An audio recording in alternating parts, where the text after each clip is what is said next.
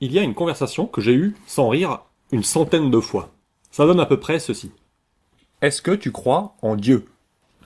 Non, je suis non-croyant. Donc tu crois que Dieu n'existe pas, c'est ça? Non, je suis non-croyant. Ben, en quoi tu crois alors? Est-ce que j'ai des croyances? Oui, comme tout le monde. On ne peut pas avoir étudié tous les sujets du monde, de la cosmologie à la biologie, des arts à la politique. Et sur les sujets que je ne connais pas, j'ai, comme tout le monde, des croyances bateaux, basées sur des idées reçues et des préjugés. Mais j'essaie de trouver des moyens de gérer ça. C'est-à-dire que sur les sujets que j'ai pas trop étudiés, je préfère essayer de ne pas me positionner du tout en termes de croyances. Croyances dans le sens accepter sans preuve ni argument. Je ne dis pas je crois. Soit je considère que j'ai suffisamment de preuves, et alors je dis je sais, soit je considère que je n'ai pas suffisamment de preuves, et je dis je ne sais pas. C'est une belle preuve d'humilité que de dire je ne sais pas. Et c'est parfois difficile. Du coup voilà, moi je suis non-croyant. Pour moi, c'est secondaire de savoir si la croyance rassure, si ça donne du sens, ou si le monde serait mieux si on croyait. En priorité, je veux savoir si c'est vrai. Et la conversation continue souvent ainsi. Pourquoi cette obsession de la vérité? La vérité ne fait pas le bonheur. En effet, il n'y a aucune raison de penser que vérité et bonheur soient liés par un quelconque lien de cause à effet, ni dans un sens ni dans l'autre. Au contraire même, je serais certainement plus heureux si je pouvais me résoudre à croire en une vie après la mort, où je pourrais retrouver mes proches, libérés de la souffrance. Mais moi, je peux faire sans. J'ai pas de problème physique ou psychologique dans ma vie, et je peux me permettre de chercher en priorité la vérité sur le monde, au risque de trouver une vérité blessante ou vide de sens.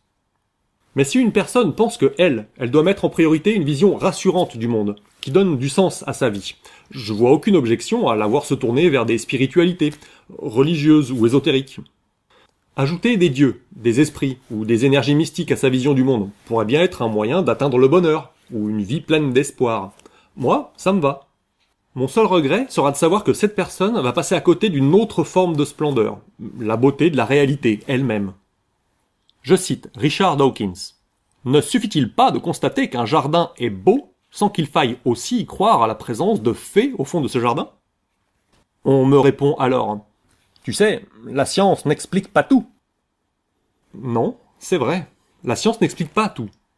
Disons que je dessine un nuage de petits points, pour représenter tout ce qu'on peut observer de façon reproductible sur le réel. Nos mesures, nos observations, bref, nos expériences scientifiques.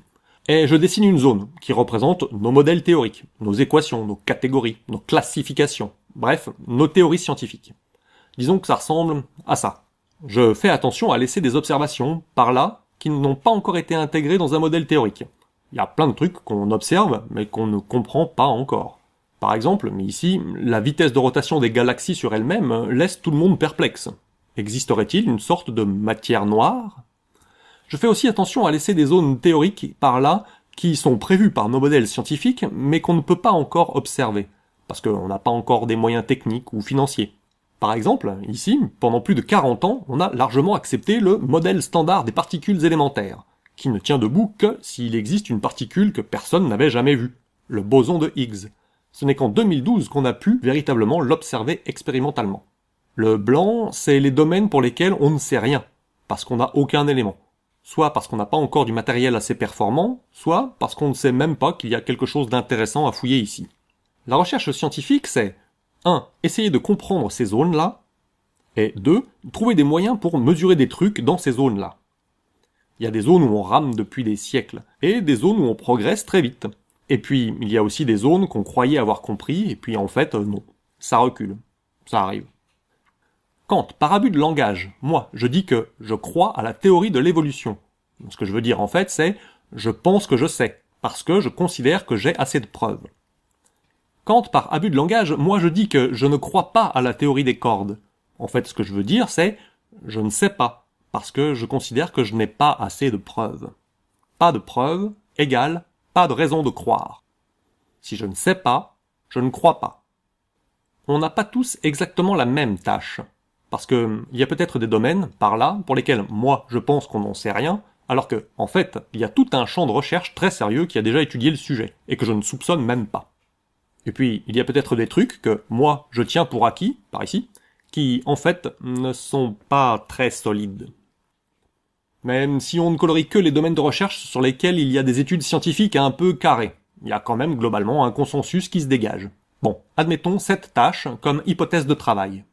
Tel quel, le schéma est encore très trompeur, parce que non seulement la science n'explique pas tout, mais même beaucoup plus. La méthode scientifique ne peut pas s'appliquer à tous les sujets. Elle ne peut s'appliquer que aux phénomènes qui sont mesurables et reproductibles. Ça, c'est le domaine de la connaissance. Le reste, ça n'entre pas dans le champ de la science. C'est le surnaturel, les anges gardiens, la vie après la mort, l'existence d'un dieu, le fait que le Christ soit venu sur Terre pour la rédemption de nos péchés, etc. Mais aussi, à quoi ressemblerait l'univers à 100 milliards d'années-lumière de nous? Ça, c'est au-delà de l'univers observable. Toute la durée d'existence de l'univers ne suffirait pas à faire voyager l'information jusqu'à nous. Tout ce qui nous est, par nature, inaccessible, appartient au domaine de la croyance. Il se peut très bien que, en fait, le domaine de la connaissance soit très petit. On ne saura jamais. Sur ces sujets-là, moi, ça ne me dérange pas que certaines personnes se forment leurs croyances. Mais moi, je suis non-croyant. Je ne vais pas aller me former et défendre des croyances sur des trucs sur lesquels on ne sait rien.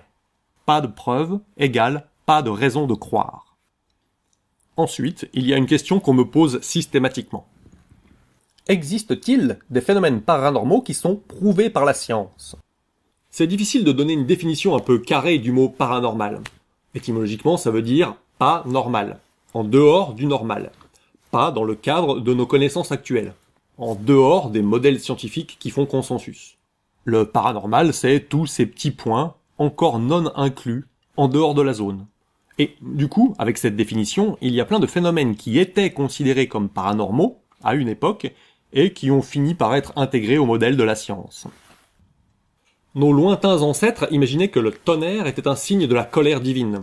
Pendant un orage, ils se disaient qu'ils avaient dû faire un truc, qui avait aidé plus haut Dieu. Et puis on a compris que c'était juste une décharge d'électricité, due à une différence de potentiel entre le nuage et le sol, ou entre deux nuages. Pendant longtemps, de simples feux follets étaient pris pour les âmes des défunts, ou des esprits de la nature. Pourtant, c'est pas exactement cette définition-là du mot paranormal qu'on utilise dans le langage courant. L'année dernière, on n'avait pas encore mis en évidence l'existence des ondes gravitationnelles. C'était juste une hypothèse. Et personne trouvait ça paranormal. Alors que la télépathie par ondes cérébrales, ça oui, tout le monde trouve ça paranormal. Aujourd'hui, on fait des recherches sur une possible nouvelle espèce d'araignée au Mexique. On n'a pas encore découvert, mais personne trouve ça paranormal. Alors que le Bigfoot, ça oui, tout le monde trouve ça paranormal. Réfléchissez à ce qu'on met dans la case paranormal. Ça en dit long sur notre goût du mystérieux et du sensationnalisme. Oui, mais l'absence de preuve n'est pas la preuve de l'absence. Non, c'est vrai. C'est pas parce qu'on n'a pas la preuve de l'existence d'un truc que ce truc n'existe pas. Et c'est justement pour ça que je suis non-croyant. Quand il n'y a pas de preuve, je ne dis pas « je crois que ce truc n'existe pas ». Je dis « je ne crois pas que ce truc existe ». La différence a l'air subtile, mais elle est cruciale. Croire que ça n'existe pas, c'est une croyance. Ne pas croire que ça existe, ce n'est pas une croyance. Peut-être que ça existe, peut-être que ça n'existe pas, mais je n'y crois pas, par manque de preuves. Pas de preuves égale pas de raison de croire. Je sais que, pour beaucoup, ça a l'air bizarre de raisonner comme ça. Ça doit être à cause du problème avec le verbe « croire » en français. Le mot peut être utilisé dans son sens commun, genre « je crois que j'ai oublié les clés du camion chez ma sœur ». Ça, c'est plutôt un « je pense que ». Il peut aussi être utilisé comme « je crois en toi, je pense que tu peux gagner cette course ». C'est plutôt un « j'ai confiance dans ce projet, je pense qu'on peut réussir ». Mais ce ne sont pas de ces croyances-là dont je parle. Je parle de ces fois où on utilise le verbe « croire » ainsi. Je crois qu'une météorite a causé l'extinction des dinosaures. Ça, c'est accepter un truc parce qu'on pense avoir des preuves. Croire par un raisonnement inductif, rationnel. Ou encore, je crois qu'on ira tous au paradis. Ça, c'est accepter un truc sans avoir besoin de preuves. Croire par un acte de foi. Moi, je ne voudrais pas croire dans ce sens-là, mais que dans le sens rationnel. Et ça fait toujours réagir. Pourquoi toujours vouloir être aussi rationnel ? Déjà, c'est pas toujours, hein. L'amour, les arts, les sentiments, tout ça, c'est pas rationnel. Je rappelle que ici, on se limite bien aux affirmations du domaine de la connaissance, dont il s'agit de vouloir trier le vrai et le faux. Rien de plus. Et pour ces cas-là, c'est assez naturel que de vouloir indexer ses croyances sur ses connaissances. Tout le monde fait ça, tout le temps, sur toutes sortes de sujets de la vie quotidienne. Là, je dessine un axe de la croyance sur un truc. De « je ne crois pas » à « j'y crois à fond ». Le truc, ça peut être l'existence d'un dieu, des fantômes, des extraterrestres, ou de la dangerosité des OGM. Et en vertical, je dessine un axe de la connaissance à propos de ce truc. De « je pense que je ne sais pas » assez de preuves, à « je pense que je sais, je pense avoir des preuves ». C'est une échelle continue, c'est pas binaire. C'est ce qu'on appelle le curseur de vraisemblance. Par exemple, voici une affirmation qui se situe bien dans le domaine de la connaissance. Les acides gras insaturés trans augmentent les risques de maladies cardiaques. Moi, je place mon curseur de vraisemblance par là, assez haut, parce que je me suis un peu documenté sur le sujet. Je ne mets pas à 100%, parce que ça n'a pas l'air si clair que ça. Et puis, je suis pas nutritionniste, moi. Et du coup, si on me demande si j'y crois, je réponds plutôt oui, histoire d'être rationnel.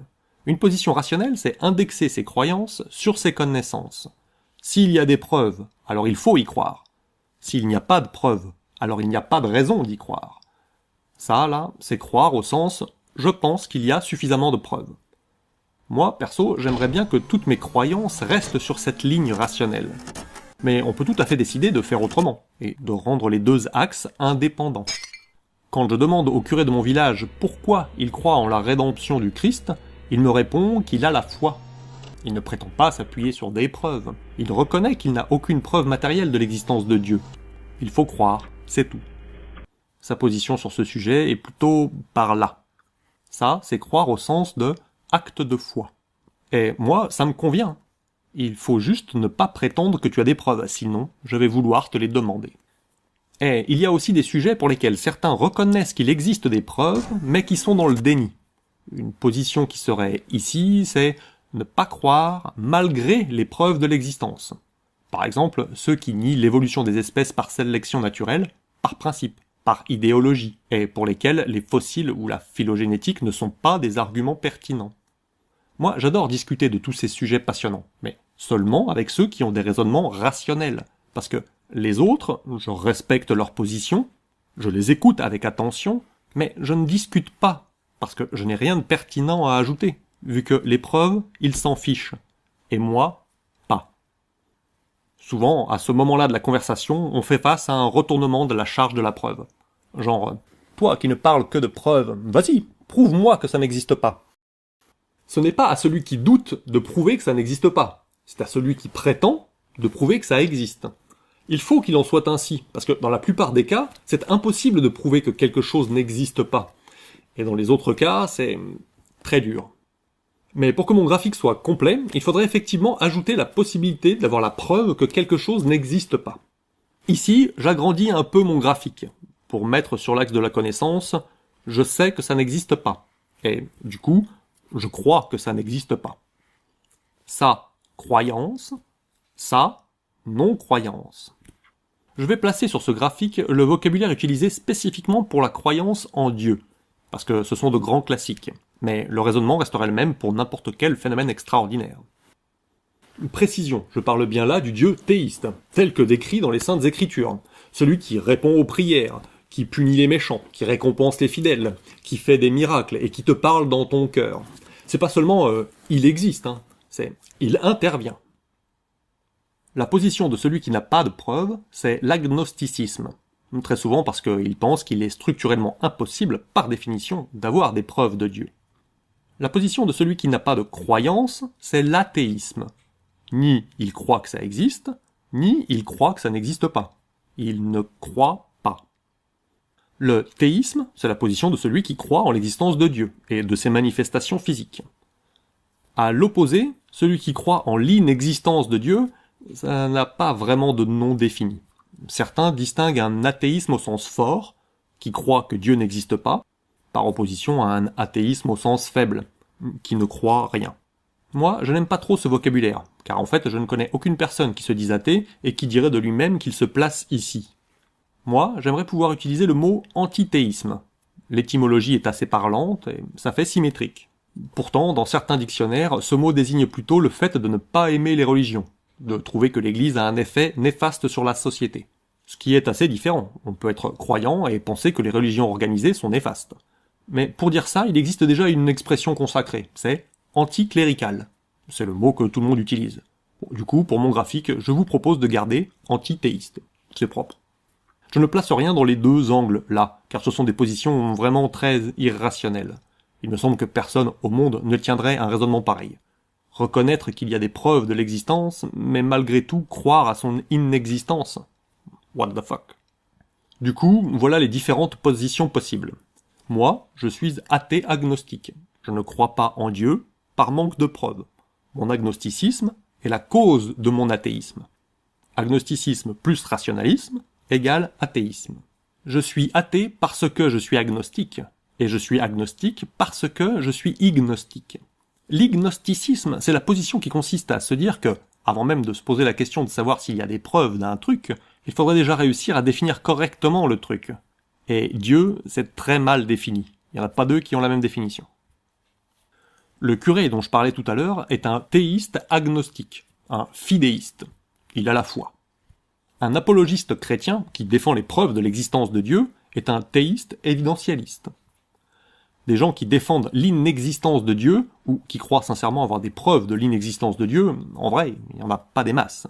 Peu de gens diraient d'eux-mêmes qu'ils sont ici.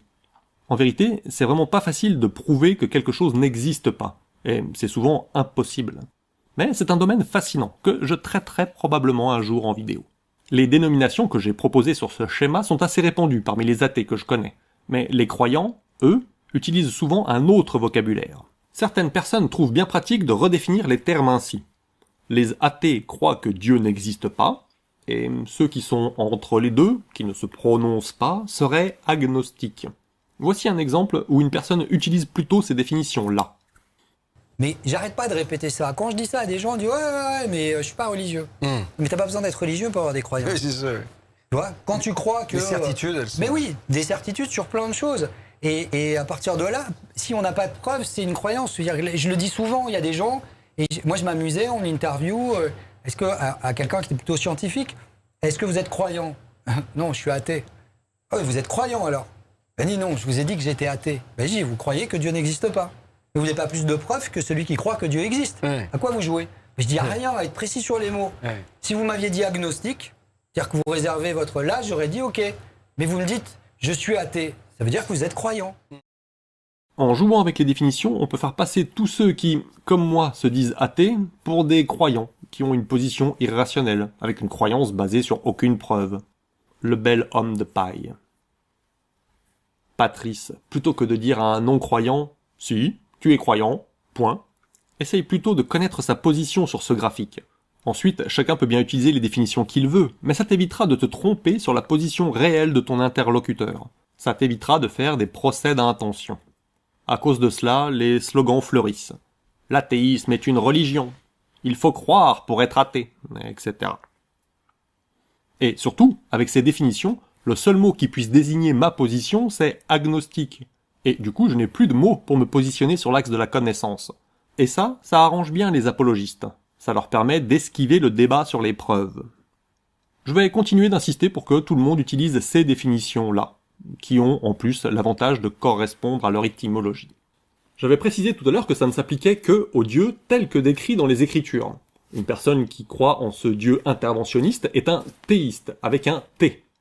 Et puis il y a des personnes qui croient juste que Dieu existe. Il a créé l'univers et depuis, plus de nouvelles. Il ne se soucie pas de nous. Il n'est peut-être même pas au courant de notre existence. Ceux-là sont des déistes, avec un D. Un déiste est très proche de ma position à moi. Un déiste a les mêmes opinions qu'un athée sur le paradis, la rédemption, les péchés, les prières, les miracles. Il fait juste un acte de foi sur un truc surnaturel, et moi, ça me va. Il n'a aucune prétention qui appartient au domaine de la connaissance. Déistes et athées ont pratiquement que des points communs. Pour finir, je vais profiter d'avoir ce graphique sous la main pour y tracer le parcours de ma déconversion, à moi. Et si vous m'envoyez vos graphiques, ça me fera très plaisir. Donc, j'ai été au catéchisme depuis tout petit. J'étais donc catholique romain. À 7 ans, je pensais qu'il devait bien y avoir des preuves très solides de tout ce qu'on m'enseignait. Mais face à mes questions de plus en plus pressantes, le curé a dit un jour « Tu sais, il n'y a pas besoin de preuves. Tu dois juste avoir la foi. Tu dois croire avec ton cœur, pas avec ta tête. » Soulagé, à 9 ans, j'ai admis qu'on n'avait pas besoin de preuves, et j'ai arrêté de vouloir comprendre. Mais il a dû toujours rester en moi cette exigence de rationalité. Mes parents ont su me transmettre le goût de la curiosité. L'école publique aussi, probablement. En grandissant, je supportais de moins en moins cette position irrationnelle. Je me suis passionnément plongé dans la religion, à la recherche de preuves de tout ça, pour remonter ici. Mais au final, à force de constater la vacuité des arguments théistes, la seule façon d'atteindre une position rationnelle était de ce côté-ci. Mais je suis toujours passionné par la théologie, et plus j'approfondis ce sujet passionnant, plus je découvre les circonstances très humaines de l'origine des religions. Même la suite, donc, ce sera pour un prochain épisode. Et pour les autres religions, étant petit, je ne m'étais jamais posé la question. Dans mon village, je n'avais jamais eu l'occasion de discuter avec un musulman, ou un shintoïste. Je n'avais donc pas de position particulière sur ce graphique. Je n'avais juste jamais réfléchi à ça. Aujourd'hui, il me semble que, sur ce type de religion, le plus sage est de rester non-croyant, par défaut, jusqu'à preuve du contraire. Pas de preuve égale pas de raison de croire. Même le plus fervent des croyants pense comme ça pour toutes les autres religions que la sienne. Le curé de mon village est lui-même athée pour ce qui concerne Shiva, Allah, Nyambe ou les Kami. Il est athée des centaines de dieux qui ont été vénérés un jour. En fait, lui et moi, nous avons qu'un seul dieu d'écart. C'est peu.